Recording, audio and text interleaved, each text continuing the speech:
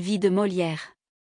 Le goût de bien des lecteurs pour les choses frivoles, et l'envie de faire un volume de ce qui ne devrait remplir que peu de pages, sont cause que l'histoire des hommes célèbres est presque toujours gâtée par des détails inutiles et des contes populaires aussi faux qu'insipides. On y ajoute souvent des critiques injustes de leurs ouvrages. C'est ce qui est arrivé dans l'édition de Racine faite à Paris en 1728. On tâchera d'éviter cet écueil dans cette courte histoire de la vie de Molière, on ne dira de sa propre personne que ce qu'on a cru vrai et digne d'être rapporté, et on ne hasardera sur ses ouvrages rien qui soit contraire aux sentiments du public éclairé. Jean-Baptiste Poquelin naquit à Paris en 1620, dans une maison qui subsiste encore sous les piliers des Halles.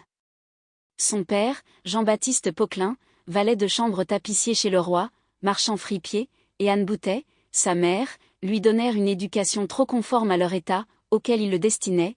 Il resta jusqu'à 14 ans dans leur boutique, n'ayant rien appris, outre son métier, qu'un peu à lire et à écrire.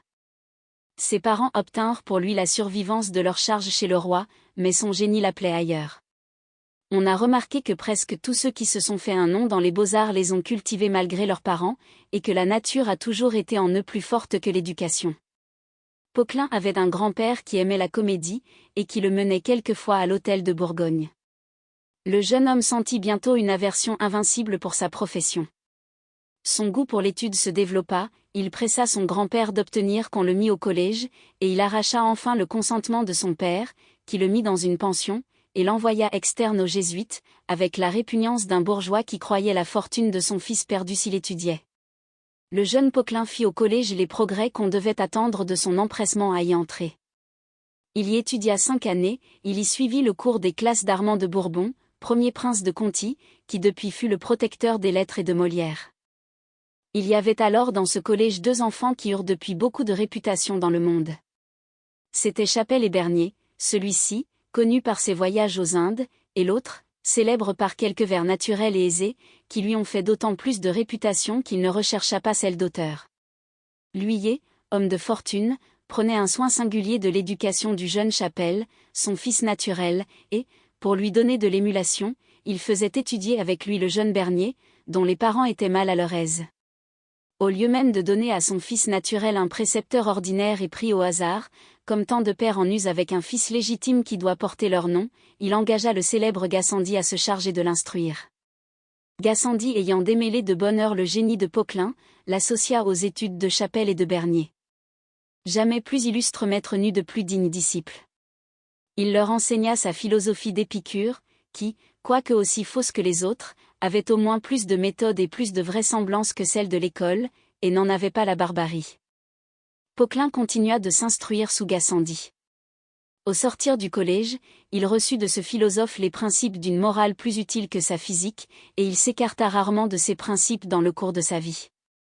Son père étant devenu infirme et incapable de servir, il fut obligé d'exercer les fonctions de son emploi auprès du roi. Il suivit Louis XIII dans le voyage que ce monarque fit en Languedoc en 1641, et, de retour à Paris, sa passion pour la comédie, qui l'avait déterminé à faire ses études, se réveilla avec force. Le théâtre commençait à fleurir alors, cette partie des belles lettres, si méprisée quand elle est médiocre, contribue à la gloire d'un État quand elle est perfectionnée. Avant l'année 1625, il n'y avait point de comédien fixe à Paris. Quelques farceurs allaient, comme en Italie, de ville en ville, ils jouaient des pièces de Hardy, de Montchrétien, ou de Balthazar Barrault. Ces auteurs leur vendaient leurs ouvrages 10 écus pièces. Pierre Corneille tira le théâtre de la barbarie et de l'avilissement, vers l'année 1630. Ses premières comédies, qui étaient aussi bonnes pour son siècle qu'elles sont mauvaises pour le nôtre, furent cause qu'un groupe de comédiens s'établit à Paris. Bientôt après, la passion du cardinal de Richelieu pour les spectacles mit le goût de la comédie à la mode, et il y avait plus de sociétés particulières qui représentaient alors que nous n'en voyons aujourd'hui. Poquelin s'associa avec quelques jeunes gens qui avaient du talent pour la déclamation, ils jouaient au Faubourg Saint-Germain et au quartier Saint-Paul. Cette société éclipsa bientôt toutes les autres, on l'appela l'illustre théâtre. On voit par une tragédie de ce temps-là, intitulée Artaxerce, d'un nommé Magnon, et imprimée en 1645, qu'elle fut représentée sur l'illustre théâtre. Ce fut alors que Poquelin, sentant son génie, se résolut de s'y livrer tout entier, d'être à la fois comédien et auteur, et de tirer de ses talents de l'utilité et de la gloire. On sait que chez les Athéniens les auteurs jouaient souvent dans leurs pièces, et qu'ils n'étaient point déshonorés pour parler avec grâce en public devant leurs concitoyens. Il fut plus encouragé par cette idée que retenu par les préjugés de son siècle. Il prit le nom de Molière, et il ne fit en changeant de nom que suivre l'exemple des comédiens d'Italie et de ceux de l'Hôtel de Bourgogne. L'un, dont le nom de famille était le Grand, s'appelait Belleville dans la tragédie, et Turlupin dans la farce, d'où vient le mot de turlupinade. Hugues Guéret était connu, dans les pièces sérieuses, sous le nom de Fléchel, dans la farce, il jouait toujours un certain rôle qu'on appelait Gauthier-Garguille, de même, Arlequin et Scaramouche n'étaient connus que sous ce nom de théâtre. Il y avait déjà eu un comédien appelé Molière, auteur de la tragédie de Polyxène. Le nouveau Molière fut ignoré pendant tout le temps que durèrent les guerres civiles en France, il employa ces années à cultiver son talent et à préparer quelques pièces. Il avait fait un recueil de scènes italiennes, dont il faisait de petites comédies pour les provinces. Ses premiers essais, très informes, tenaient plus du mauvais théâtre italien, où il les avait pris, que de son génie, qui n'avait pas eu encore l'occasion de se développer tout entier. Le génie s'étend et se resserre par tout ce qui nous environne. Il fit donc pour la province le Docteur amoureux, les 3 docteurs rivaux, le maître d'école, ouvrage dont il ne reste que le titre. Quelques curieux ont conservé 2 pièces de Molière dans ce genre, l'une est le médecin volant, et l'autre la jalousie de Barbouille. Elles sont en prose et écrites en entier. Il y a quelques phrases et quelques incidents de la première qui nous sont conservés dans le médecin malgré lui, et on trouve dans la jalousie de Barbouille un canevas, quoique informe, du 3e acte de Georges Dandin. La première pièce régulière en 5 actes qu'il composa fut L'Étourdi. Il représenta cette comédie à Lyon en 1653. Il y avait dans cette ville une troupe de comédiens de campagne, qui fut abandonnée dès que celle de Molière parut. Quelques acteurs de cette ancienne troupe se joignirent à Molière, et il partit de Lyon pour les États de Languedoc avec une troupe assez complète, composée principalement de 2 frères nommés Gros-René, de Duparc, d'un pâtissier de la rue Saint-Honoré, de la Duparc, de la Béjart, et de la Debrie. Le prince de Conti, qui tenait les États de Languedoc à Béziers, se souvint de Molière, qu'il avait vu au collège, il lui donna une protection distinguée. Molière joua devant lui L'Étourdi, le dépit amoureux, et les précieuses ridicules. Cette petite pièce des précieuses, faite en province, prouve assez que son auteur n'avait eu en vue que les ridicules des provinciales, mais il se trouva depuis que l'ouvrage pouvait corriger et la cour et la ville. Molière avait alors 34 ans, c'est l'âge où Corneille fit le Cid. Il est bien difficile de réussir avant cet âge dans le genre dramatique, qui exige la connaissance du monde et du cœur humain. On prétend que le prince de Conti voulut alors faire Molière son secrétaire, et qu'heureusement pour la gloire du théâtre français, Molière eut le courage de préférer son talent à un poste honorable. Si ce fait est vrai, il fait également honneur au prince et aux comédiens. Après avoir couru quelque temps toutes les provinces, et avoir joué à Grenoble, à Lyon, à Rouen, il vint enfin à Paris en 1658. Le prince de Conti lui donna accès auprès de monsieur, frère unique du roi Louis XIV, monsieur le présenta au roi et à la reine-mère. Sa troupe et lui représentèrent la même année, devant leur majesté, la tragédie de Nicomède, sur un théâtre élevé par ordre du roi dans la salle des gardes du Vieux-Louvre. Il y avait depuis quelque temps des comédiens établis à l'Hôtel de Bourgogne. Ces comédiens assistèrent au début de la nouvelle troupe. Molière, après la représentation de Nicomède, s'avança sur le bord du théâtre, et prit la liberté de faire au roi un discours par lequel il remerciait sa majesté de son indulgence, et louait adroitement les comédiens de l'Hôtel de Bourgogne, dont il devait craindre la jalousie. Il finit en demandant la permission de donner une pièce d'un acte qu'il avait joué en province. La mode de représenter ces petites farces après de grandes pièces était perdue à l'Hôtel de Bourgogne. Le roi agréa l'offre de Molière, et l'on joua dans l'instant le Docteur amoureux. Depuis ce temps, l'usage a toujours continué de donner de ces pièces d'un acte ou de 3 après les pièces de 5. On permit à la troupe de Molière de s'établir à Paris, ils s'y fixèrent, et partagèrent le théâtre du Petit Bourbon avec les comédiens italiens, qui en étaient en possession depuis quelques années. La troupe de Molière jouait sur ce théâtre les mardis, les jeudis, et les samedis, et les Italiens, les autres jours. La troupe de l'Hôtel de Bourgogne ne jouait aussi que 3 fois la semaine, excepté lorsqu'il y avait des pièces nouvelles.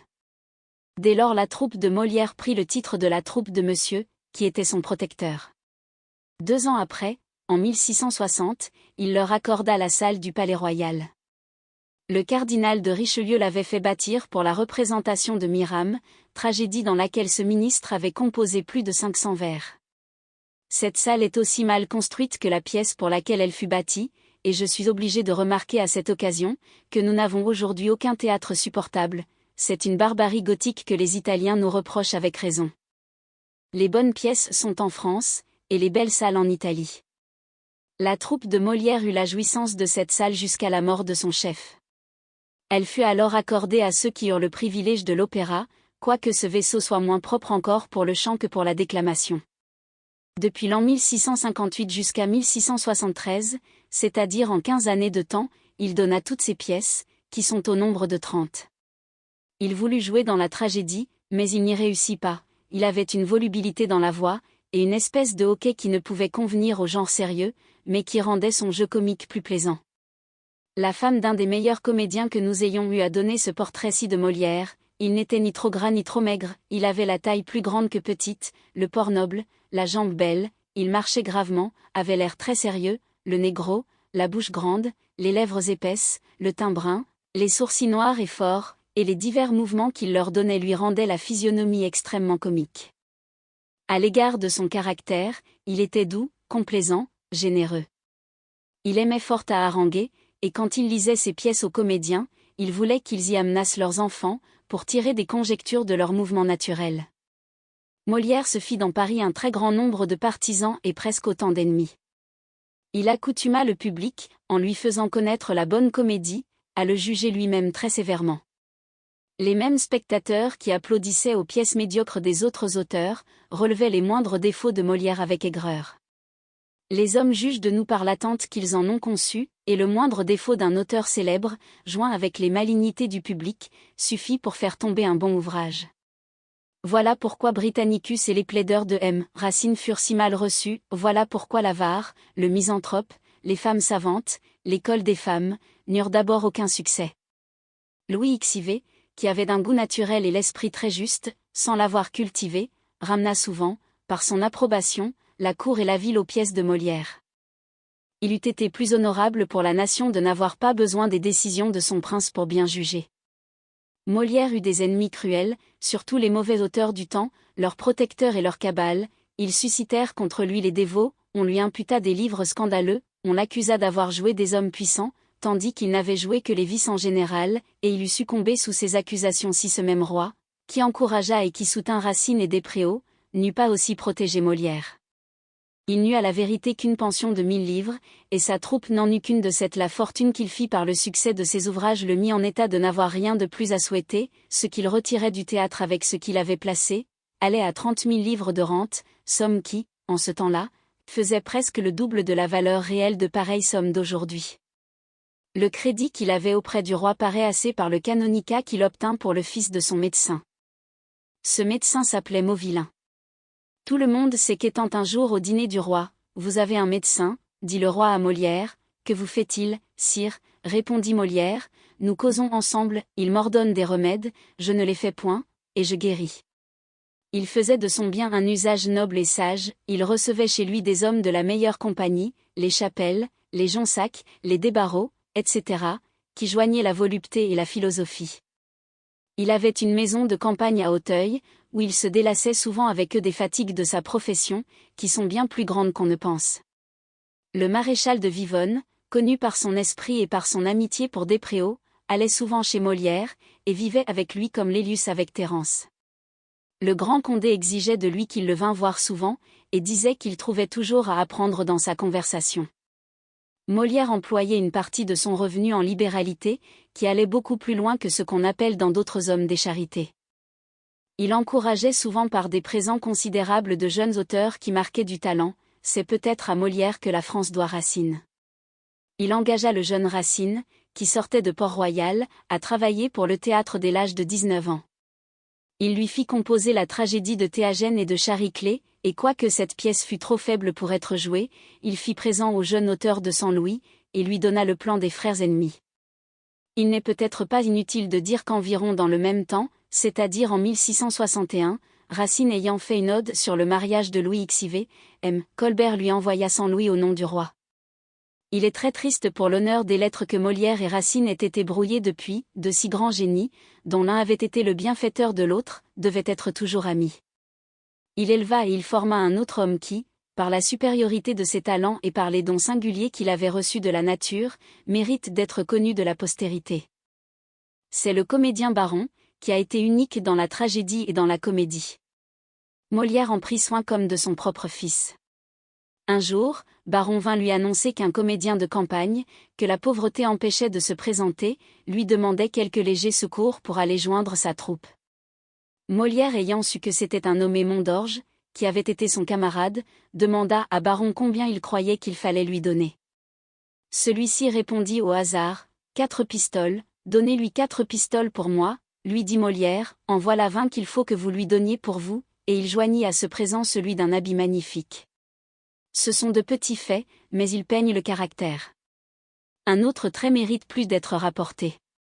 Il venait de donner l'aumône à un pauvre, un instant après le pauvre court après lui, et lui dit, « Monsieur, vous n'aviez peut-être pas dessein de me donner un louis d'or, je viens vous le rendre. Tiens, mon ami, dit Molière, en voilà un autre. » Et il s'écria, « Où la vertu va-t-elle se nicher ?»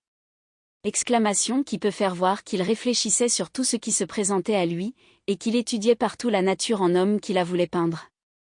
Molière, heureux par ses succès et par ses protecteurs, par ses amis et par sa fortune, ne le fut pas dans sa maison. Il avait épousé en 1661 une jeune fille née de la Béjart et d'un gentilhomme nommé Modène. On disait que Molière en était le père, le soin avec lequel on avait répandu cette calomnie fit que plusieurs personnes prirent celui de la réfuter. On prouva que Molière n'avait connu la mère qu'après la naissance de cette fille. La disproportion d'âge et les dangers auxquels une comédienne jeune et belle est exposée, rendirent ce mariage malheureux, et Molière, tout philosophe qu'il était d'ailleurs, essuya dans son domestique les dégoûts, les amertumes, et quelquefois les ridicules qu'il avait si souvent joués sur le théâtre. Tant il est vrai que les hommes qui sont au-dessus des autres par les talents, s'en rapprochent presque toujours par les faiblesses, car pourquoi les talents nous mettraient-ils au-dessus de l'humanité ? La dernière pièce qu'il composa fut Le Malade imaginaire. Il y avait quelque temps que sa poitrine était attaquée, et qu'il crachait quelquefois du sang. Le jour de la 3e représentation il se sentit plus incommodé qu'auparavant, on lui conseilla de ne point jouer, mais il voulut faire un effort sur lui-même, et cet effort lui coûta la vie. Il lui prit une convulsion en prononçant Jurot, dans le divertissement de la réception du Malade imaginaire. On le rapporta mourant chez lui, rue de Richelieu. Il fut assisté quelques moments par 2 de ses sœurs religieuses qui viennent quêter à Paris pendant le carême, et qu'il logeait chez lui. Il mourut entre leurs bras, étouffé par le sang qui lui sortait par la bouche, le 17 février 1673, âgé de 53 ans. Il ne laissa qu'une fille, qui avait beaucoup d'esprit. Sa veuve épousa un comédien nommé Guérin. Le malheur qu'il avait eu de ne pouvoir mourir avec les secours de la religion, et la prévention contre la comédie, déterminèrent Harlet de Champvallon, archevêque de Paris, si connu par ses intrigues galantes, à refuser la sépulture à Molière. Le roi le regrettait, et ce monarque, dont il avait été le domestique et le pensionnaire, eut la bonté de prier l'archevêque de Paris de le faire inhumer dans une église. Le curé de Saint-Eustache, sa paroisse, ne voulut pas s'en charger. La populace, qui ne connaissait dans Molière que le comédien, et qui ignorait qu'il avait été un excellent auteur, un philosophe, un grand homme en son genre, s'attroupa en foule à la porte de sa maison le jour du convoi, sa veuve fut obligée de jeter de l'argent par les fenêtres, et ces misérables, qui auraient, sans savoir pourquoi, troublé l'enterrement, accompagnèrent le corps avec respect. La difficulté qu'on fit de lui donner la sépulture, et les injustices qu'il avait essuyées pendant sa vie, engagèrent le fameux P. Bourg à composer cette espèce d'épitaphe, qui, de toutes celles qu'on fit pour Molière, est la seule qui mérite d'être rapportée et la seule qui ne soit pas dans cette fausse et mauvaise histoire qu'on a mise jusqu'ici au devant de ses ouvrages. Tu réformas et la ville et la cour, mais quelle en fut la récompense ? Les Français rougiront un jour de leur peu de reconnaissance. Il leur fallut un comédien qui mit à les polir sa gloire et son étude, mais, Molière, à ta gloire il ne manquerait rien si, parmi les défauts que tu peignis si bien, tu les avais repris de leur ingratitude. Non seulement j'ai omis dans cette vie de Molière les contes populaires touchant Chapelle et ses amis, mais je suis obligé de dire que ces contes, adoptés par Grimarest, sont très faux. Le feu duc de Sully, le dernier prince de Vendôme, l'abbé de Chaulieu, qui avait beaucoup vécu avec Chapelle, m'ont assuré que toutes ces historiettes ne méritaient aucune créance. L'Étourdi, ou Les Contretemps, comédie en vers et en 5 actes, jouée d'abord à Lyon, en 1653, et à Paris, au mois de décembre 1658, sur le théâtre du Petit Bourbon. Cette pièce est la première comédie que Molière ait donnée à Paris. Elle est composée de plusieurs petites intrigues assez indépendantes les unes des autres. C'était le goût du théâtre italien et espagnol, qui s'était introduit à Paris. Les comédies n'étaient alors que des tissus d'aventures singulières, où l'on n'avait guère songé à peindre les mœurs. Le théâtre n'était point, comme il le doit être, la représentation de la vie humaine. La coutume humiliante pour l'humanité que les hommes puissants avaient pour lors de tenir des fous auprès d'eux avait infecté le théâtre. On n'y voyait que de vils bouffons qui étaient les modèles de nos Jodelet, et on ne représentait que le ridicule de ces misérables, au lieu de jouer celui de leur maître. La bonne comédie ne pouvait être connue en France, puisque la société et la galanterie, seule source du bon comique, ne faisaient que d'y naître. Ce loisir, dans lequel les hommes rendus à eux-mêmes se livrent à leur caractère et à leur ridicule, est le seul temps propre pour la comédie, car c'est le seul où ceux qui ont le talent de peindre les hommes aient l'occasion de les bien voir, et le seul pendant lequel les spectacles puissent être fréquentés assidûment. Aussi ce ne fut qu'après avoir bien vu la cour et Paris, et bien connu les hommes, que Molière les représenta avec des couleurs si vraies et si durables. Les connaisseurs ont dit que l'Étourdi devrait seulement être intitulé Les Contretemps. Lely, en rendant une bourse qu'il a trouvée, en secourant un homme qu'on attaque, fait des actions de générosité plutôt que d'étourderie. Son valet paraît plus étourdi que lui, puisqu'il n'a presque jamais l'attention de l'avertir de ce qu'il veut faire. Le dénouement, qui a trop souvent été l'écueil de Molière, n'est pas meilleur ici que dans ses autres pièces. Cette faute est plus inexcusable dans une pièce d'intrigue que dans une comédie de caractère. On est obligé de dire que le style de cette pièce est faible et négligé, et que surtout il y a beaucoup de fautes contre la langue. Non seulement il se trouve dans les ouvrages de cet admirable auteur des vices de construction, mais aussi plusieurs mots impropres et surannés. 3 des plus grands auteurs du siècle de Louis XIV, Molière, La Fontaine et Corneille, ne doivent être lus qu'avec précaution par rapport au langage. Il faut que ceux qui apprennent notre langue dans les écrits des auteurs célèbres y discernent ces petites fautes, et qu'ils ne les prennent pas pour des autorités. Au reste, l'Étourdi eut plus de succès que le Misanthrope, l'Avare, et les femmes savantes, n'en eurent depuis. C'est qu'avant l'Étourdi on ne connaissait pas mieux, et que la réputation de Molière ne faisait pas encore d'ombrage. Il n'y avait alors de bonnes comédies au théâtre français que Le Menteur. Le Dépit amoureux, comédie en vers et en 5 actes, représentée au théâtre du Petit Bourbon, en 1658. Le Dépit amoureux fut joué à Paris immédiatement après l'Étourdi. C'est encore une pièce d'intrigue, mais d'un autre genre que la précédente. Il n'y a qu'un seul nœud dans le Dépit amoureux. Il est vrai qu'on a trouvé le déguisement d'une fille en garçon peu vraisemblable. Cette intrigue a le défaut d'un roman, sans en avoir l'intérêt, et le 5e acte, employé à débrouiller ce roman, n'a paru ni vif ni comique. On a admiré dans le Dépit amoureux la scène de la brouillerie et du raccommodement d'Éraste et de Lucile. Le succès est toujours assuré, soit en tragique, soit en comique, à ces sortes de scènes qui représentent la passion la plus chère aux hommes dans la circonstance la plus vive. La petite ode d'Horace, Donec gratus eram tibi, a été regardée comme le modèle de ces scènes, qui sont enfin devenues des lieux communs.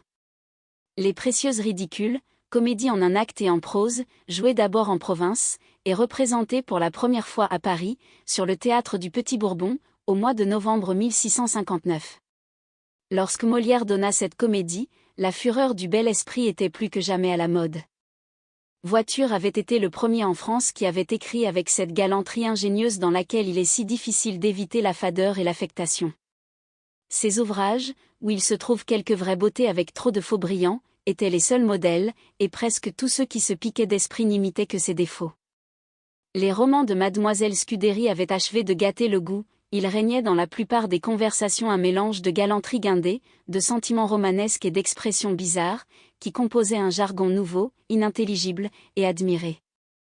Les provinces, qui outre toutes les modes, avaient encore renchéri sur ce ridicule. Les femmes qui se piquaient de cette espèce de bel esprit s'appelaient précieuses. Ce nom, si décrié depuis par la pièce de Molière, était alors honorable, et Molière même dit dans sa préface qu'il a beaucoup de respect pour les véritables précieuses, et qu'il n'a voulu jouer que les fausses. Cette petite pièce, faite d'abord pour la province, fut applaudie à Paris, et jouée 4 mois de suite. La troupe de Molière fit doubler pour la première fois le prix ordinaire, qui n'était alors que de 10 sous au parterre. Dès la première représentation, Ménage, homme célèbre dans ce temps-là, dit au fameux Chaplin, « Nous adorions, vous et moi, toutes les sottises qui viennent d'être si bien critiquées, croyez-moi, il nous faudra brûler ce que nous avons adoré. » Du moins c'est ce que l'on trouve dans le Ménagiana, et il est assez vraisemblable que Chaplin, homme alors très estimé, et cependant le plus mauvais poète qui ait jamais été, parlait lui-même le jargon des précieuses ridicules chez Madame de Longueville, qui présidait, à ce que dit le cardinal de Retz, à ces combats spirituels dans lesquels on était parvenu à ne se point entendre. La pièce est sans intrigue et toute de caractère. Il y a très peu de défauts contre la langue, parce que, lorsqu'on écrit en prose, on est bien plus maître de son style, et parce que Molière, ayant à critiquer le langage des beaux esprits du temps, châtia le sien davantage. Le grand succès de ce petit ouvrage lui attira des critiques que l'étourdi et le dépit amoureux n'avaient pas essuyées. Un certain Antoine Baudot fit les véritables précieuses, on parodie à la pièce de Molière, mais toutes ces critiques et ces parodies sont tombées dans l'oubli, qu'elles méritaient. On sait qu'à une représentation des précieuses ridicules un vieillard s'écria du milieu du parterre, « Courage, Molière ! Voilà la bonne comédie. » On eut honte de ce style affecté, contre lequel Molière et Despréaux se sont toujours élevés. On commença à ne plus estimer que le naturel, et c'est peut-être l'époque du bon goût en France. L'envie de se distinguer a ramené depuis le style des précieuses, on le retrouve encore dans plusieurs livres modernes. L'un en traitant sérieusement de nos lois, appelle un exploit un compliment timbré. L'autre écrivant à une maîtresse en l'air, lui dit, « Votre nom est écrit en grosses lettres sur mon cœur. Je veux vous faire peindre en iroquoise, mangeant une demi-douzaine de cœurs par amusement. » Un troisième appelle un cadran au soleil un greffier solaire, une grosse rave, un phénomène potager. Ce style a reparu sur le théâtre même, où Molière l'avait si bien tourné en ridicule, mais la nation entière a marqué son bon goût en méprisant cette affectation dans des auteurs que d'ailleurs elle estimait. Le Cocu imaginaire, comédie en un acte et en vers, représenté à Paris le 28 mai 1660. Le Cocu imaginaire fut joué 40 fois de suite, quoique dans l'été, et pendant que le mariage du roi retenait toute la cour hors de Paris. C'est une pièce en un acte, où il entre un peu de caractère, et dont l'intrigue est comique par elle-même. On voit que Molière perfectionna sa manière d'écrire par son séjour à Paris. Le style du Cocu imaginaire l'emporte beaucoup sur celui de ses premières pièces en vers, on y trouve bien moins de fautes de langage. Il est vrai qu'il y a quelques grossièretés, la bière est un séjour par trop mélancolique, et trop malsain pour ceux qui craignent la colique. Il y a des expressions qui ont vieilli. Il y a aussi des termes que la politesse a bannis aujourd'hui du théâtre, comme carogne, cocu, etc. Le dénouement, que fait Villebrequin, est un des moins bien ménagés et des moins heureux de Molière. Cette pièce eut le sort des bons ouvrages, qui ont et de mauvais censeurs et de mauvais copistes. Un nommé Donneau fit jouer à l'hôtel de Bourgogne la Cocu imaginaire à la fin de 1661. Don Garci de Navarre, ou Le Prince jaloux, comédie héroïque en vers et en 5 actes, représentée pour la première fois le 4 février 1661. Molière joua le rôle de Don Garci, et ce fut par cette pièce qu'il apprit qu'il n'avait point de talent pour le sérieux, comme acteur. La pièce et le jeu de Molière furent très mal reçus. Cette pièce, imitée de l'espagnol, n'a jamais été rejouée depuis sa chute.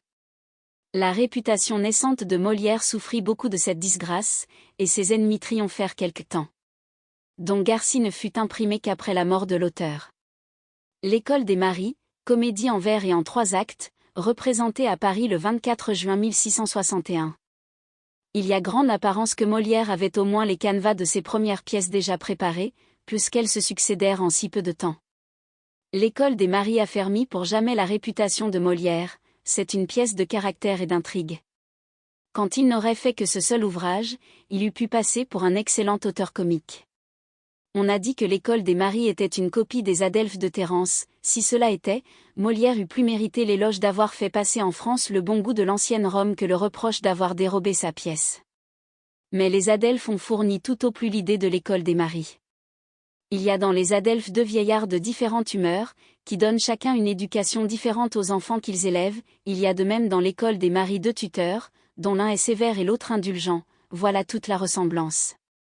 Il n'y a presque point d'intrigue dans les Adelphes, celle de l'école des maris est fine, intéressante, et comique.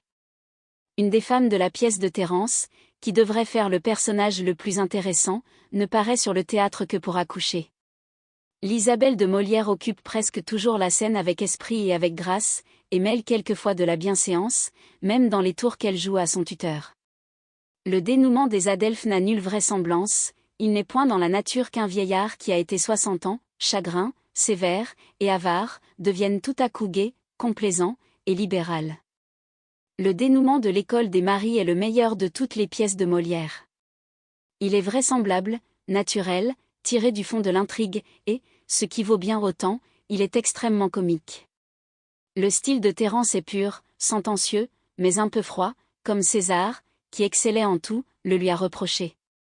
Celui de Molière, dans cette pièce, est plus châtié que dans les autres. L'auteur français égale presque la pureté de la diction de Terence, et le passe de bien loin dans l'intrigue, dans le caractère, dans le dénouement, dans la plaisanterie. Les Fâcheux, comédie en vers et en 3 actes, représentée à Vaux, devant le roi, au mois d'août, et à Paris, sur le théâtre du Palais-Royal, le 4 novembre de la même année 1661. Nicolas Fouquet, dernier surintendant des finances, engagea Molière à composer cette comédie pour la fameuse fête qu'il donna au roi et à la reine-mère dans sa maison de Vaux, aujourd'hui appelée Villars. Molière n'eut que 15 jours pour se préparer. Il avait déjà quelques scènes détachées toutes prêtes, il y en ajouta de nouvelles, et en composa cette comédie, qui fut, comme il le dit dans la préface, faite, apprise, et représentée en moins de 15 jours. Il n'est pas vrai, comme le prétend Grimarest, auteur d'une vie de Molière, que le roi lui eût alors fourni lui-même le caractère du chasseur. Molière n'avait point encore auprès du roi un accès assez libre, de plus, ce n'était pas ce prince qui donnait la fête, c'était Fouquet, et il fallait ménager au roi le plaisir de la surprise. Cette pièce fit au roi un plaisir extrême, quoique les ballets des intermèdes fussent mal inventés et mal exécutés. Paul Pélisson, homme célèbre dans les lettres, composa le prologue en vers à la louange du roi. Ce prologue fut très applaudi de toute la cour, et plus beaucoup à Louis XIV. Mais celui qui donna la fête, et l'auteur du prologue, furent tous deux mis en prison peu de temps après, on les voulait même arrêter au milieu de la fête, triste exemple de l'instabilité des fortunes de cour. Les Fâcheux ne sont pas le premier ouvrage en scènes absolument détachées qu'on ait vu sur notre théâtre. Les visionnaires de Desmarets étaient dans ce goût, et avaient eu un succès si prodigieux que tous les beaux esprits du temps de Desmarets l'appelaient l'inimitable comédie. Le goût du public s'est tellement perfectionné depuis, que cette comédie ne paraît aujourd'hui inimitable que par son extrême impertinence. Sa vieille réputation fit que les comédiens osèrent la jouer en 1719, mais ils ne purent jamais l'achever. Il ne faut pas craindre que les Fâcheux tombent dans le même décrit. On ignorait le théâtre du temps de Desmarets. Les auteurs étaient outrés en tout, parce qu'ils ne connaissaient point la nature, ils peignaient au hasard des caractères chimériques, le faux, le bas, le gigantesque, dominait partout, Molière fut le premier qui fit sentir le vrai, et par conséquent le beau. Cette pièce le fit connaître plus particulièrement de la cour et du roi, et lorsque, quelque temps après, Molière donna cette pièce à Saint-Germain, le roi lui ordonna d'y ajouter la scène du chasseur. On prétend que ce chasseur était le comte de Soyecourt. Molière, qui n'entendait rien au jargon de la chasse, pria le comte de Soyecourt lui-même de lui indiquer les termes dont il devait se servir. L'école des femmes, comédie en vers et en 5 actes, représentée à Paris, sur le théâtre du Palais-Royal, le 26 décembre 1662.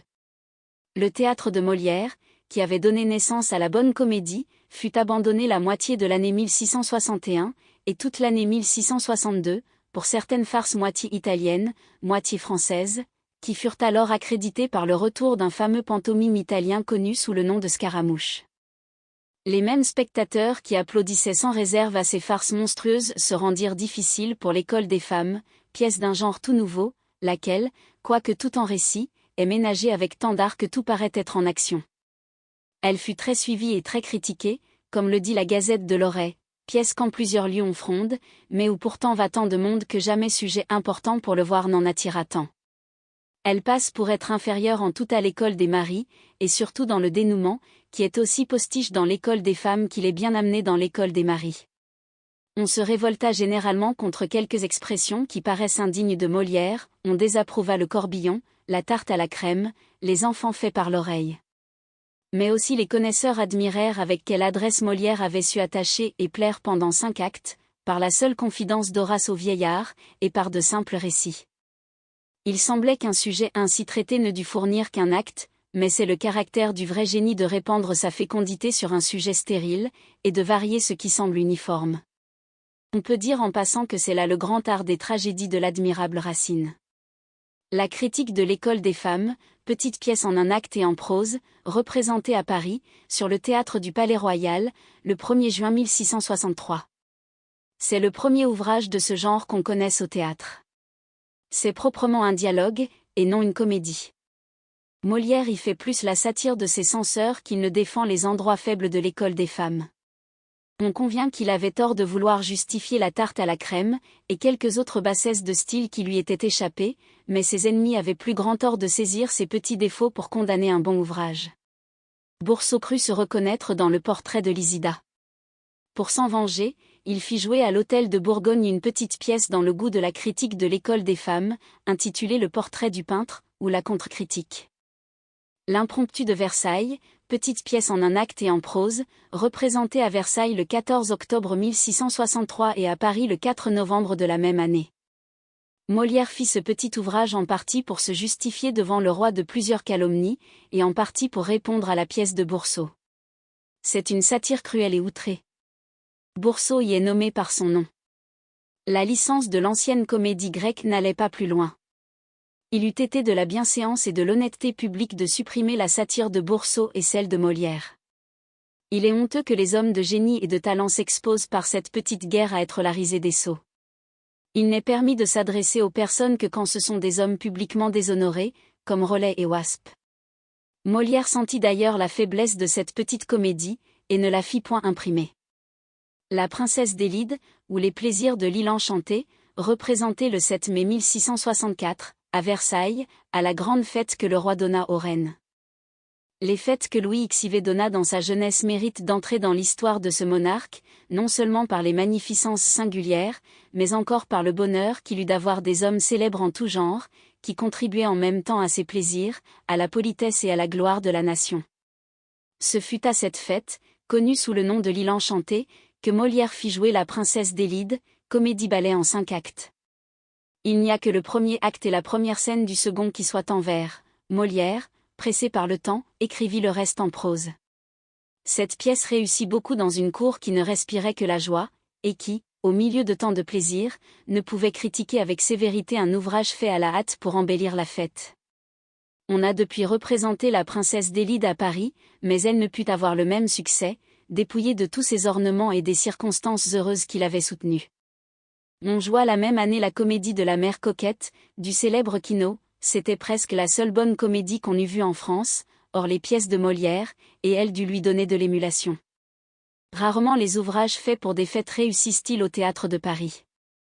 Ceux à qui la fête est donnée sont toujours indulgents, mais le public libre est toujours sévère. Le genre sérieux et galant n'était pas le génie de Molière, et cette espèce de poème, n'ayant ni le plaisant de la comédie ni les grandes passions de la tragédie, tombe presque toujours dans l'insipidité. Le mariage forcé. Petite pièce en prose et en un acte, représentée au Louvre le 24 janvier 1664, et au théâtre du Palais-Royal le 15 décembre de la même année. C'est une de ces petites farces de Molière, qu'il prit l'habitude de faire jouer après les pièces en 5 actes. Il y a dans celle-ci quelques scènes tirées du théâtre italien. On y remarque plus de bouffonnerie que d'art et d'agrément. Elle fut accompagnée au Louvre d'un petit ballet où Louis XIV dansa. Don Juan, ou le festin de Pierre. Comédie en prose et en 5 actes, représentée sur le théâtre du Palais-Royal le 15 février 1665.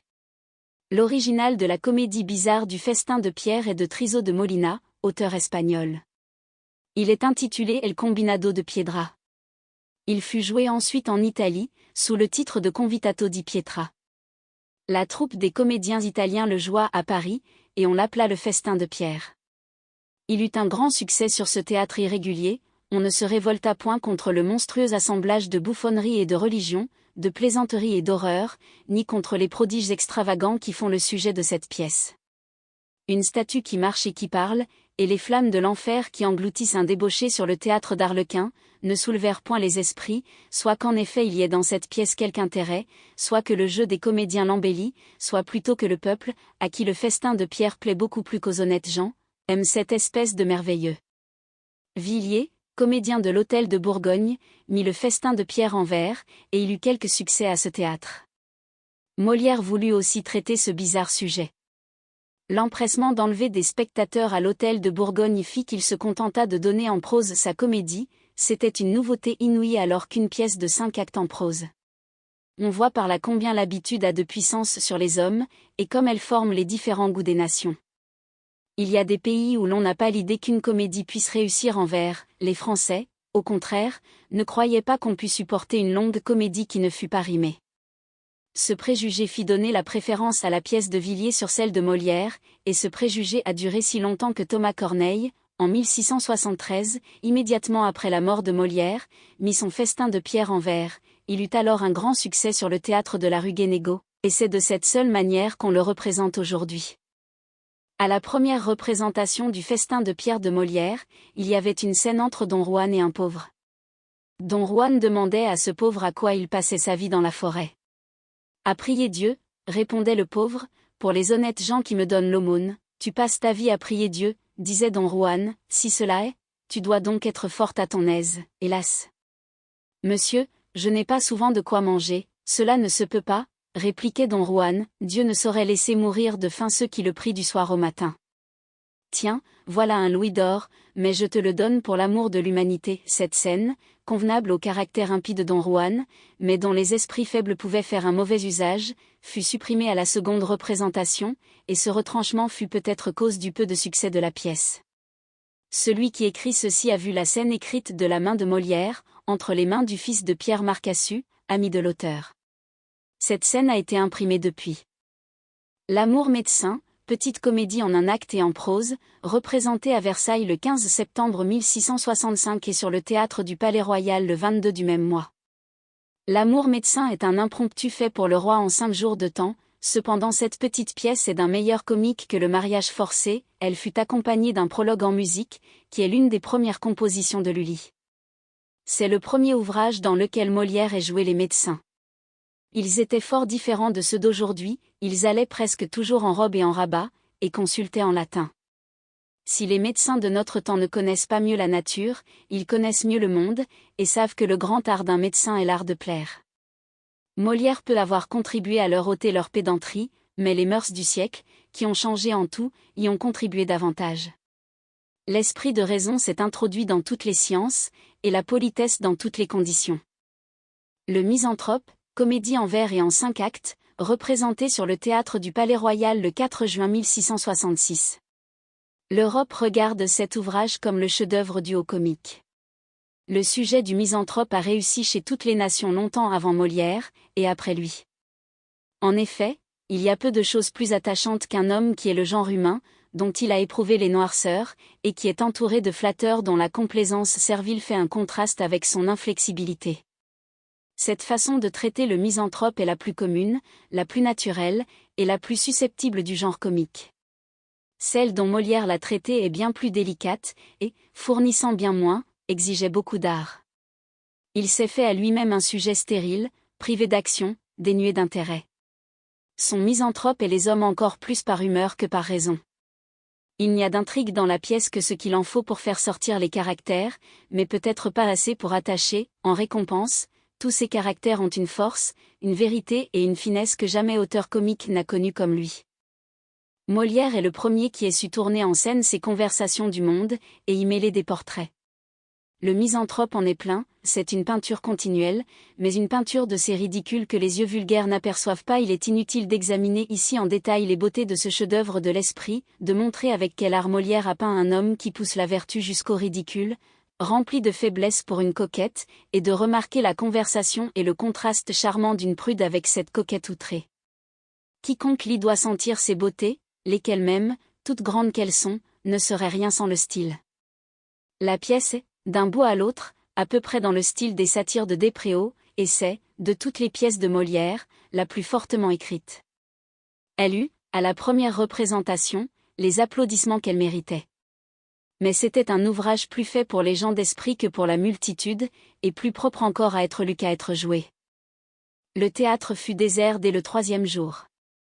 Depuis, lorsque le fameux acteur Baron, étant remonté sur le théâtre après 30 ans d'absence, joua le Misanthrope, la pièce n'attira pas un grand concours, ce qui confirma l'opinion où l'on était que cette pièce serait plus admirée que suivie.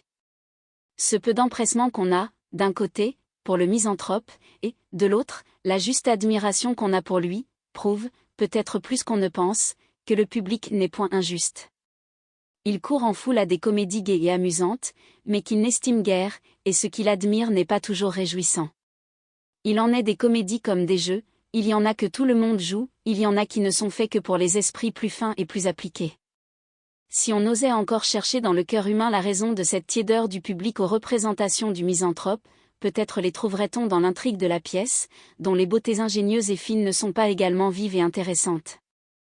Dans ces conversations mêmes, qui sont des morceaux inimitables, mais qui, n'étant pas toujours nécessaires à la pièce, peut-être refroidissent un peu l'action, pendant qu'elles font admirer l'auteur, enfin dans le dénouement, qui, tout bien amené et tout sage qu'il est, semble être attendu du public sans inquiétude, et qui, venant après une intrigue peu attachante, ne peut avoir rien de piquant.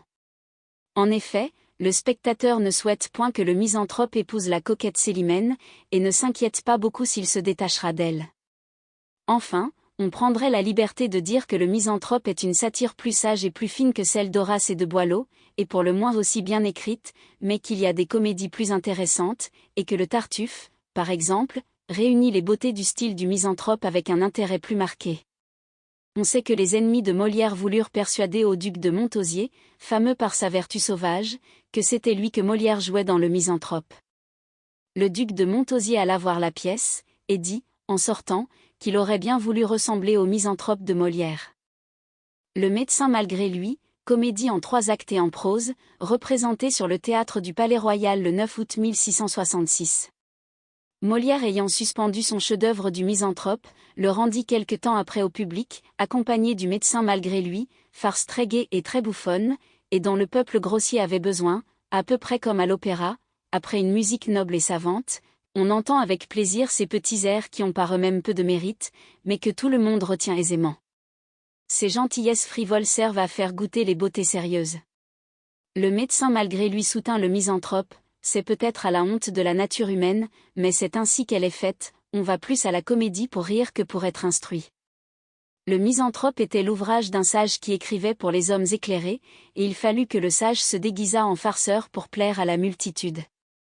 Mélicerte, pastorale héroïque, représentée à Saint-Germain-en-Laye, pour le roi, au Ballet des Muses, en décembre 1666. Molière n'a jamais fait que 2 actes de cette comédie, le roi se contenta de ces 2 actes dans la fête du Ballet des Muses.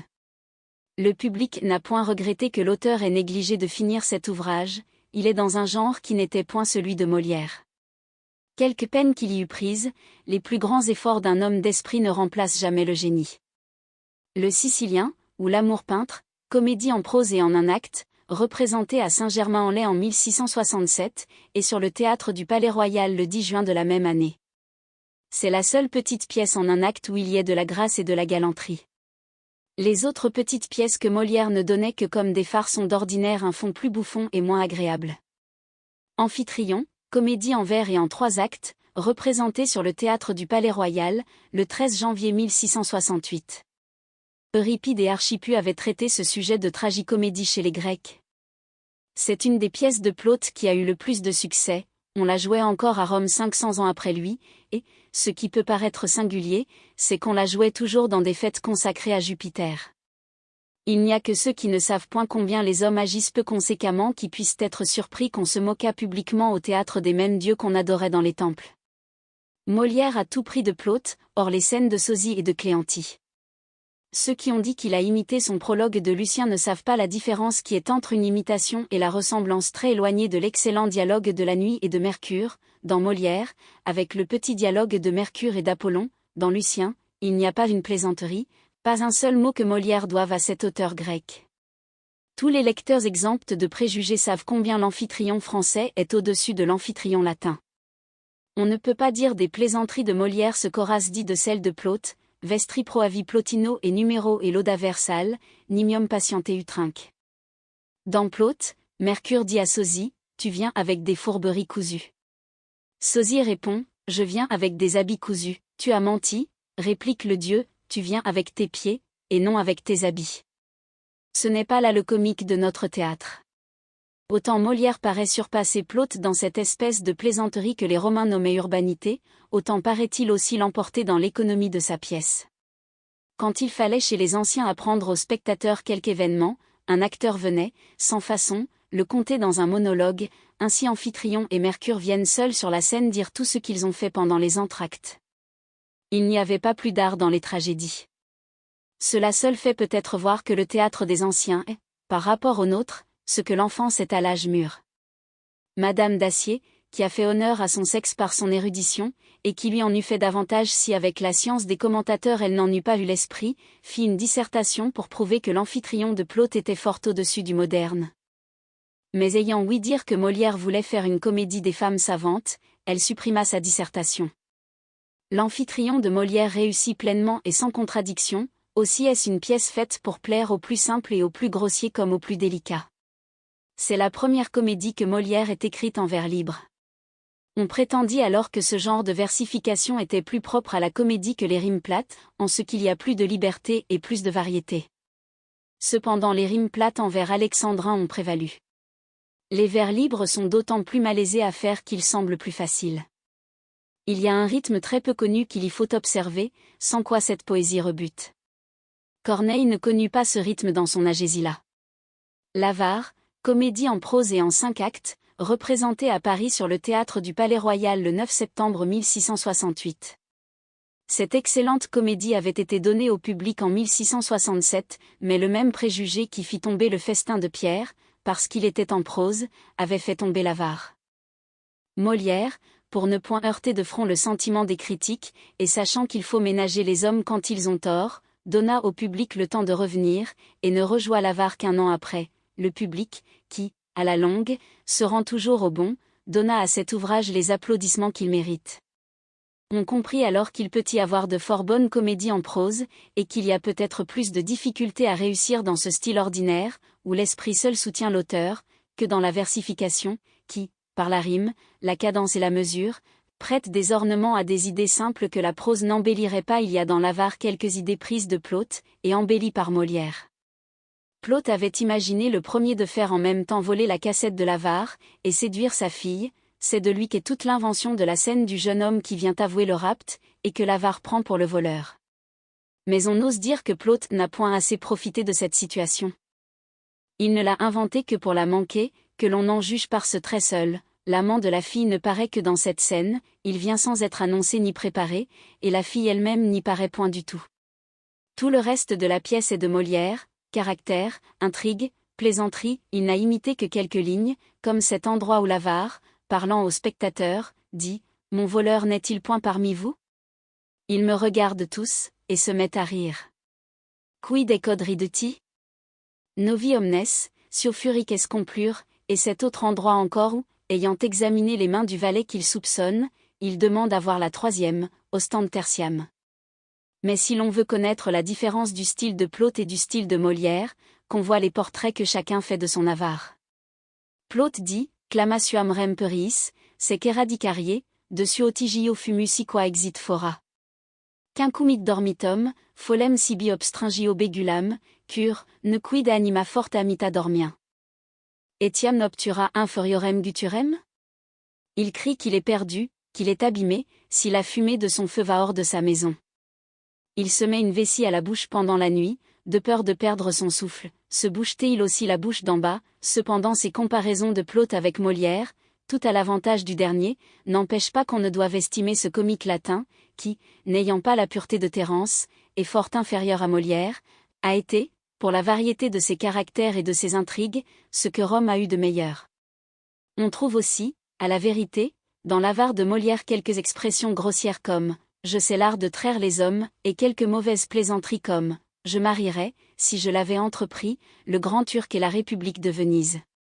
Cette comédie a été traduite en plusieurs langues, et jouée sur plus d'un théâtre d'Italie et d'Angleterre, de même que les autres pièces de Molière, mais les pièces traduites ne peuvent réussir que par l'habileté du traducteur. Un poète anglais nommé Shadwell, aussi vain que mauvais poète, la donna en anglais du vivant de Molière. Cet homme dit, dans sa préface, « Je crois pouvoir dire, sans vanité, que Molière n'a rien perdu entre mes mains. Jamais pièce française n'a été maniée par un de nos poètes, quelque méchant qu'il fût, qu'elle n'ait été rendue meilleure. Ce n'est ni faute d'invention, ni faute d'esprit, que nous empruntons des Français, mais c'est par paresse, c'est aussi par paresse que je me suis servi de l'avare de Molière. On peut juger qu'un homme qui n'a pas assez d'esprit pour mieux cacher sa vanité n'en a pas assez pour faire mieux que Molière. La pièce de Shadwell est généralement méprisée. M. Fielding, meilleur poète et plus modeste, a traduit l'avare, et l'a fait jouer à Londres en 1733. Il y a ajouté réellement quelques beautés de dialogue particulières à sa nation, et sa pièce a eu près de 30 représentations, succès très rare à Londres, où les pièces qui ont le plus de cours ne sont jouées tout au plus que 15 fois. Georges Dandin ou Le Mari confondu, comédie en prose et en 3 actes, représentée à Versailles le 15 de juillet 1668, et à Paris le 9 de novembre suivant. On ne connaît et on ne joue cette pièce que sous le nom de Georges Dandin, et, au contraire, le Cocu imaginaire, qu'on avait intitulé et affiché Sganarelle, n'est plus connu que sous le nom de Cocu imaginaire, peut-être parce que ce dernier titre est plus plaisant que celui du Mari confondu. Georges Dandin réussit pleinement, mais si on ne reprocha rien à la conduite et au style, on se souleva un peu contre le sujet même de la pièce. Quelques personnes se révoltèrent contre une comédie dans laquelle une femme mariée donne un rendez-vous à son amant. Elle pouvait considérer que la coquetterie de cette femme n'est que la punition de la sottise que fait Georges Dandin d'épouser la fille d'un gentilhomme ridicule. L'imposteur ou le Tartuffe, joué sans interruption en public, le 5 février 1669. On sait toutes les traverses que cet admirable ouvrage essuya. On en voit le détail dans la préface de l'auteur, au devant du Tartuffe. Les 3 premiers actes avaient été représentés à Versailles, devant le roi, le 12 mai 1664. Ce n'était pas la première fois que Louis XIV, qui sentait le prix des ouvrages de Molière, avait voulu les voir avant qu'ils fussent achevés, il fut fort content de ce commencement, et par conséquent la cour le fut aussi. Il fut joué, le 29 novembre de la même année, au Rincy, devant le Grand Condé. Dès lors les rivaux se réveillèrent, les dévots commencèrent à faire du bruit, les faux zélés crièrent contre Molière, et séduisirent même quelques gens de bien. Molière, voyant tant d'ennemis qui allaient attaquer sa personne encore plus que sa pièce, voulut laisser ses premières fureurs se calmer, il fut un an sans donner le Tartuffe, il le lisait seulement dans quelques maisons choisies, où la superstition ne dominait pas Molière, ayant opposé la protection et le zèle de ses amis aux cabales naissantes de ses ennemis, obtint du roi une permission verbale de jouer le Tartuffe. La première représentation en fut donc faite, à Paris, le 5 août 1667. Le lendemain, on allait la rejouer, l'assemblée était la plus nombreuse qu'on eût jamais vue, il y avait des dames de la première distinction aux 3e loges, les acteurs allaient commencer, lorsqu'il arriva un ordre du premier président du Parlement, portant défense de jouer la pièce. C'est à cette occasion qu'on prétend que Molière dit à l'assemblée, « Messieurs, nous allions vous donner le Tartuffe, mais monsieur le premier président ne veut pas qu'on le joue. » Pendant qu'on supprimait cet ouvrage, qui était l'éloge de la vertu et la satire de la seule hypocrisie, on permit qu'on jouât sur le théâtre italien Scaramouche Ermite, pièce très froide, si elle n'eût été licencieuse, dans laquelle un ermite vêtu en moine monte la nuit par une échelle à la fenêtre d'une femme mariée, et y reparaît de temps en disant « Questo e per mortificar la carne ». On sait sur cela le mot du Grand Condé, les comédiens italiens n'ont offensé que Dieu, mais les Français ont offensé les dévots. Au bout de quelque temps, Molière fut délivré de la persécution, il obtint un ordre du roi par écrit de représenter le Tartuffe. Les comédiens ses camarades voulurent que Molière eût toute sa vie de part dans le gain de la troupe, toutes les fois qu'on jouerait cette pièce, elle fut représentée 3 mois de suite, et durera autant qu'il y aura en France du goût et des hypocrites. Aujourd'hui, bien des gens regardent comme une leçon de morale cette même pièce qu'on trouvait autrefois si scandaleuse. On peut hardiment avancer que les discours de Cléante, dans lesquels la vertu vraie et éclairée est opposée à la dévotion imbécile d'Orgon, sont, à quelques expressions près, le plus fort et le plus élégant sermon que nous ayons en notre langue, et c'est peut-être ce qui révolta davantage ceux qui parlaient moins bien dans la chair que Molière au théâtre. Voyez surtout cet endroit, allez, tous vos discours ne me font point de peur, je sais comme je parle, et le ciel voit mon cœur. Il est de faux dévots ainsi que de faux braves, etc. Presque tous les caractères de cette pièce sont originaux, il n'y en a aucun qui ne soit bon, et celui du Tartuffe est parfait. On admire la conduite de la pièce jusqu'au dénouement, on sent combien il est forcé, et combien les louanges du roi, quoique mal amenées, étaient nécessaires pour soutenir Molière contre ses ennemis. Dans les premières représentations, l'imposteur se nommait Panulfe, et ce n'était qu'à la dernière scène qu'on apprenait son véritable nom de Tartuffe, sous lequel ses impostures étaient supposées être connues du roi. À cela près, la pièce était comme elle est aujourd'hui.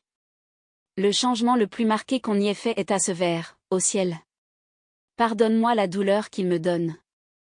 Il y avait, au ciel. Pardonne-moi, comme je lui pardonne. Qui croirait que le succès de cette admirable pièce eût été balancé par celui d'une comédie qu'on appelle La femme juge et partie, qui fut jouée à l'hôtel de Bourgogne aussi longtemps que le Tartuffe au Palais-Royal? Montfleury, comédien de l'hôtel de Bourgogne, auteur de La femme juge et partie, se croyait égal à Molière, et la préface qu'on a mise au devant du recueil de ce Montfleury avertit que Monsieur de Montfleury était un grand homme. Le succès de La femme juge et partie, et de tant d'autres pièces médiocres, dépend uniquement d'une situation que le jeu d'un acteur fait valoir. On sait qu'au théâtre il faut peu de choses pour faire réussir ce qu'on méprise à la lecture. On représenta sur le théâtre de l'hôtel de Bourgogne, à la suite de La femme juge et partie, la critique du Tartuffe. Voici ce qu'on trouve dans le prologue de cette critique: Molière plaît assez, c'est un bouffon plaisant, qui divertit le monde en le contrefaisant, ses grimaces souvent causent quelques surprises. Toutes ces pièces sont d'agréables sottises, il est mauvais poète et bon comédien, il fait rire, et, de vrai, c'est tout ce qu'il fait bien. On imprima contre lui 20 libelles. Un curé de Paris s'avilit jusqu'à composer une de ses brochures, dans laquelle il débutait par dire qu'il fallait brûler Molière. Voilà comme ce grand homme fut traité de son vivant. L'approbation du public éclairé lui donnait une gloire qui le vengeait assez, mais qu'il est humiliant pour une nation, et triste pour les hommes de génie, que le petit nombre leur rende justice, tandis que le grand nombre les néglige ou les persécute. Monsieur de Pourceaugnac, comédie-ballet en prose et en 3 actes, faite et jouée à Chambord, pour le roi, au mois de septembre 1669, et représentée sur le théâtre du Palais-Royal le 15 novembre de la même année. Ce fut à la représentation de cette comédie que la troupe de Molière prit pour la première fois le titre de la troupe du roi. Pourceaugnac est une farce, mais il y a dans toutes les farces de Molière des scènes dignes de la haute comédie. Un homme supérieur, quand il badine, ne peut s'empêcher de badiner avec esprit. Lully, qui n'avait point encore le privilège de l'opéra, fit la musique du ballet de Pourceaugnac, il y dansa, il y chanta, il y joua du violon. Tous les grands talents étaient employés au divertissement du roi, et tout ce qui avait rapport aux beaux-arts était honorable. On n'écrivit point contre Pourceaugnac, on ne cherche à rabaisser les grands hommes que quand ils veulent s'élever. Loin d'examiner sévèrement cette farce, les gens de bon goût reprochèrent à l'auteur d'avilir trop souvent son génie à des ouvrages frivoles qui ne méritaient pas d'examen, mais Molière leur répondait qu'il était comédien aussi bien qu'auteur, qu'il fallait réjouir la cour et attirer le peuple, et qu'il était réduit à consulter l'intérêt de ses acteurs aussi bien que sa propre gloire. Les Amants magnifiques, comédie-ballet en prose et en 5 actes, représentés devant le roi, à Saint-Germain, au mois de janvier 1670. Louis Xiv lui-même donna le sujet de cette pièce à Molière. Il voulut qu'on représentât 2 princes qui se disputeraient une maîtresse, en lui donnant des fêtes magnifiques et galantes. Molière servit le roi avec précipitation. Il mit dans cet ouvrage 2 personnages qu'il n'avait point encore fait paraître sur son théâtre, un astrologue et un fou de cour. Le monde n'était point alors désabusé de l'astrologie judiciaire. On y croyait d'autant plus qu'on connaissait moins la véritable astronomie. Il est rapporté dans Vittorio Siri qu'on n'avait pas manqué, à la naissance de Louis Xiv, de faire tenir un astrologue dans un cabinet voisin de celui où la reine accouchait.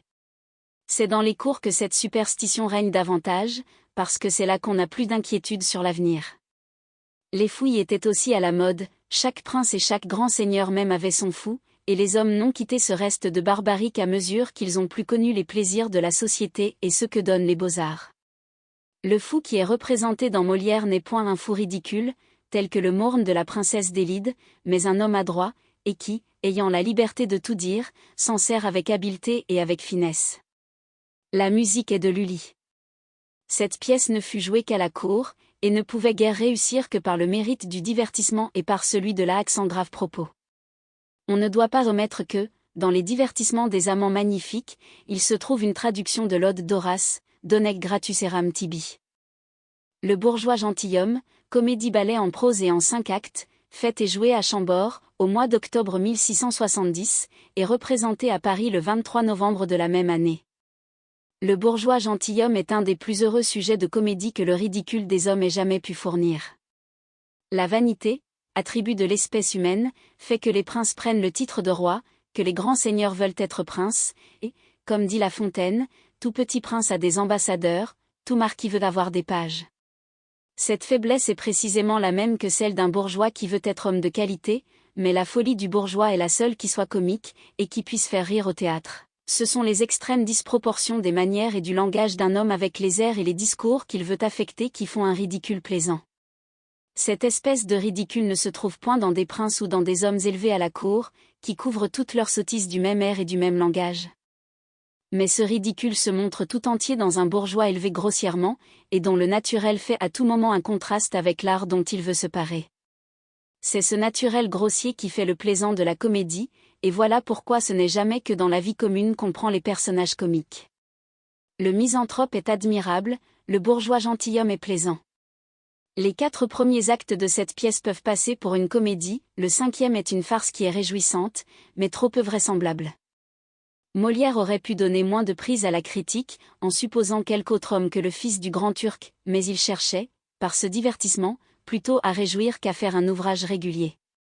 Lully fit aussi la musique du ballet, et il y joua comme dans Pourceaugnac. Les Fourberies de Scapin, comédie en prose et en 3 actes, représentée sur le théâtre du Palais-Royal le 24 mai 1671. Les Fourberies de Scapin sont une de ces farces que Molière avait préparées en province. Il n'avait pas fait scrupule d'y insérer 2 scènes entières du Pédant joué, mauvaise pièce de Cyrano de Bergerac.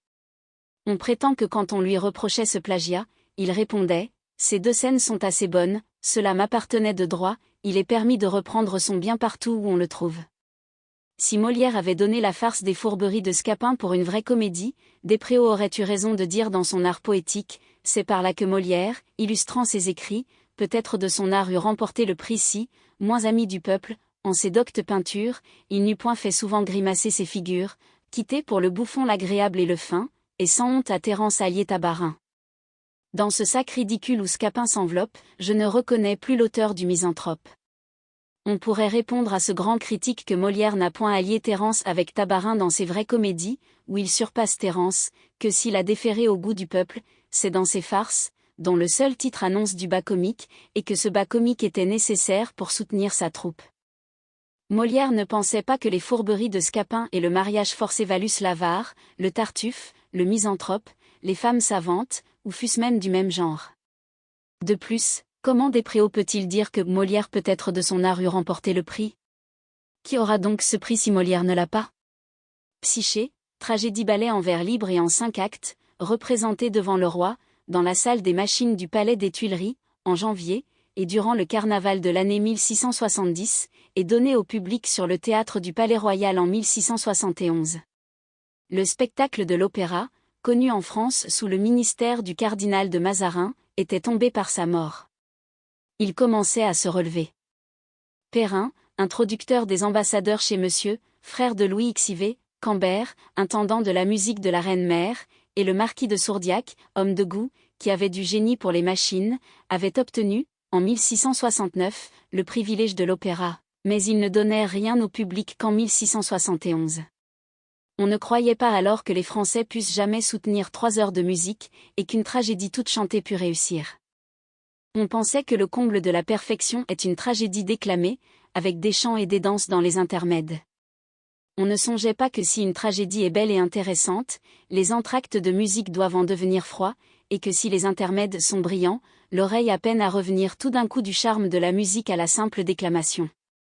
Un ballet peut délasser dans les entr'actes d'une pièce ennuyeuse, mais une bonne pièce n'en a pas besoin, et l'on joue à talissant les cœurs et sans la musique.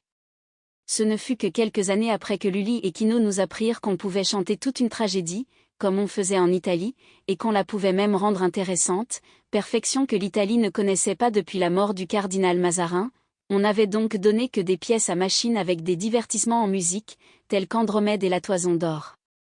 On voulut donner au roi et à la cour, pour l'hiver de 1670, un divertissement dans ce goût, et y ajouter des danses. Molière fut chargé du sujet de la fable le plus ingénieux et le plus galant, et qui était alors en vogue par le roman aimable, quoique beaucoup trop allongé, que La Fontaine venait de donner en 1669. Il ne put faire que le premier acte, la première scène du second, et la première du troisième, le temps pressait, Pierre Corneille se chargea du reste de la pièce, il voulut bien s'assujettir au plan d'un autre, et ce génie mal, que l'âge rendait sec et sévère, s'amollit pour plaire à Louis XIV. L'auteur de Cinna fit à l'âge de 67 ans cette déclaration de Psyché à l'amour, qui passe encore pour un des morceaux les plus tendres et les plus naturels qui soient au théâtre. Toutes les paroles qui se chantent sont de Quinault. Lully composa les airs. Il ne manquait à cette société de grands hommes que le seul Racine, afin que tout ce qu'il y eût jamais de plus excellent au théâtre se fût réuni pour servir un roi qui méritait d'être servi par de tels hommes. Psyché n'est pas une excellente pièce, et les derniers actes en sont très languissants. Mais la beauté du sujet, les ornements dont elle fut embellie, et la dépense royale qu'on fit pour ce spectacle, firent pardonner ses défauts. Les femmes savantes, comédie en vers et en 5 actes, représentée sur le théâtre du Palais-Royal le 11 mars 1672. Cette comédie, qui est mise par les connaisseurs dans le rang du Tartuffe et du misanthrope, attaquait un ridicule qui ne semblait propre à réjouir ni le peuple ni la cour, à qui ce ridicule paraissait être également étranger. Elle fut reçue d'abord assez froidement, mais les connaisseurs rendirent bientôt à Molière les suffrages de la ville, et un mot du roi lui donna ceux de la cour. L'intrigue, qui en effet a quelque chose de plus plaisant que celle du misanthrope, soutint la pièce longtemps. Plus on la vit, plus on admira comment Molière avait pu jeter tant de comique sur un sujet qui paraissait fournir plus de pédanterie que d'agrément. Tous ceux qui sont au fait de l'histoire littéraire de ce temps-là savent que Ménage y est joué sous le nom de Vadius, et que Trissotin est le fameux abbé Cotin, si connu par les satires de Despréaux. Ces deux hommes étaient, pour leur malheur, ennemis de Molière, ils avaient voulu persuader au duc de Montausier que le misanthrope était fait contre lui, quelque temps après ils avaient eu chez Mademoiselle, fille de Gaston de France, la scène que Molière a si bien rendue dans Les Femmes savantes. Le malheureux Cotin écrivait également contre Ménage, contre Molière, et contre Despréaux.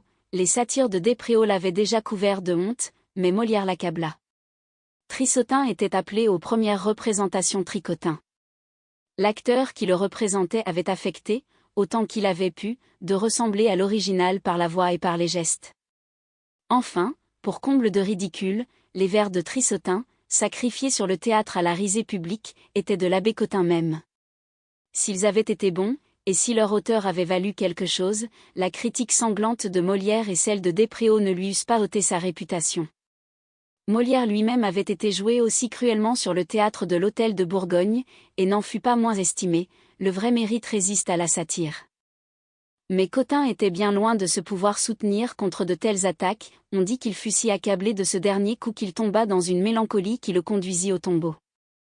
Les satires de Despréaux coûtèrent aussi la vie à l'abbé Cassaigne, triste effet d'une liberté plus dangereuse qu'utile, et qui flatte plus la malignité humaine qu'elle n'inspire le bon goût.